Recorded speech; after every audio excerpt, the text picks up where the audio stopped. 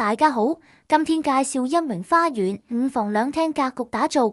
大廳用巧妙融合現代簡約設計與高收納功能，透過細節規劃滿足多元生活需求，適合多代同堂或重視空間效率的家庭。入門即見一體成型的懸掛式電視櫃，以利落線條搭配淺木紋質感，延伸至特色牆面，運用撞色或材質拼接增添視覺層次。入門右方配置全高鞋櫃，中段留空設計方便置物，底部懸空便於收納常穿鞋款，兼顧美觀與實用性。主臥以全能休憩空間為核心理念，巧妙融合休憩、收納與辦公功能。全高衣櫃運用隱形把手打造簡約線條，窗台設計榻米收納櫃延伸親子互動區，床尾衣櫃連接多功能書桌系統，整合層架與空調櫃體形成一體。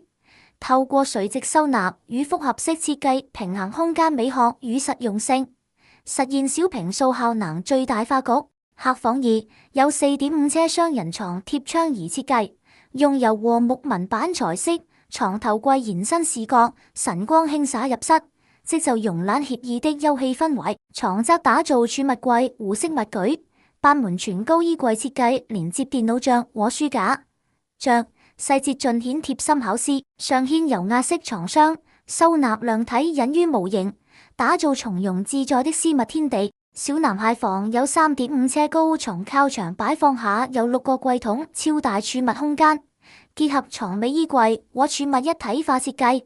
窗邊有電腦台，適合青少年或作為書房兼客房使用。小女孩房間用3尺高架床設計，床底有衣櫃連接書架。入房右邊有電腦台，垂直空間運用精準，適合小坪數多功能需求。工人房上鋪單人床，結合下方衣櫃與書櫃，一房多用，打造麻雀雖小5臟俱全的獨立空間。客廁所做了洗手盆櫃、鏡櫃加儲物櫃，櫃底加 LED 燈，乾濕分離。淋浴優用黑色不鏽鋼灰玻璃浴屏隔開。入門右邊做了嵌入式儲物櫃，下可放水桶。天花用鋁白有天花加平底 LED 燈。超大廚房，雙式廚具打造亮點，廚具椅跳式設計營造活潑視覺。上下舉選用環保生態板，下舉寫面用無縫寫台面，兼具抗污耐用特性。無縫當水美觀又安心。嵌入式洗衣機弧焗爐提升烹飪效率。各位想裝修朋友，830尺單位用60萬裝修預算，包全屋木舉、浴屏、湖8套門。